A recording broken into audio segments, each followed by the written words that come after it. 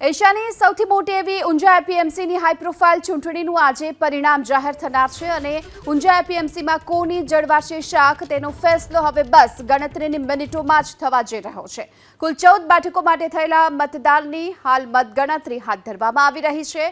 ખેડૂત વિભાગની 10 બેઠકો છે, વેપારી વિભાગની 4 બેઠકો કે જેના પર 98% જેટલું મતદાન થયું છે અને ઊંઝા એપીએમસીમાં કોની સત્તા કાયમ રહેશે તેનો ફેસલો હવે ગણતરીની કલાકોમાં જ થશે। ઊંઝા એપીએમસીમાં જો કે ભાજપ વર્સેસ ભાજપ વચ્ચે જ જંગ જોવા મળી રહ્યો છે અને ભાજપના મેન્ડેટની 80-83 કરી મતદારોએ ક્રોસ વોટિંગ કર્યું છતાં ભાજપ વર્સેસ ભાજપની પેનલોએ જીતનું રટણ પણ ચાલુ રાખ્યું છે। સોમવારના ખેડૂત વિભાગની 10, વેપારી વિભાગની 4 બેઠક પર અંદાજે 98% મતદાન થયું।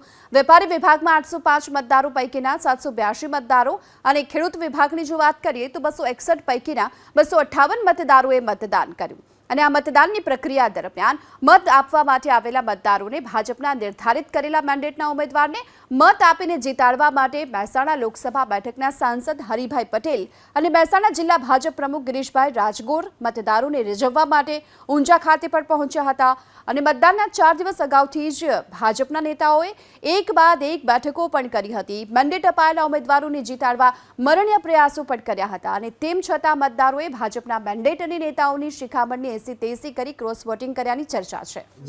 મતદાન પેટી ખોલવામાં આવી છે ને જે ખેડૂત વિભાગની 261 જે મતદારો છે તેમાંથી 258 મતદારોએ મતદાન કર્યું હતું ત્યારે પ્રથમ જે મતદાન ગણતરી છે તે ખેડૂત વિભાગની થશે।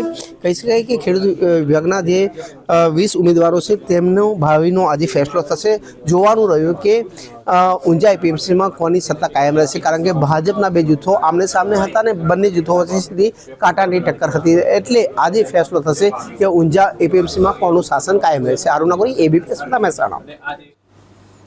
તો ઊંઝા એપીએમસીમાં કોનું શાસન કાયમ રહેશે, કોની શાખ જળવાશે તેનો ફેસલો હવે ગણતરીની કલાકોમાં થશે કારણ કે હાલમાં મતગણતરીની શરૂઆત થઈ ચૂકી છે। કુલ 14 બેઠકો માટે થયેલા મતદાનની અત્યારે મતગણતરી શરૂ છે। ખેડૂત વિભાગની 10 અને વેપારી વિભાગની 4 કુલ 14 બેઠકો પર અત્યારે મતગણતરી શરૂ।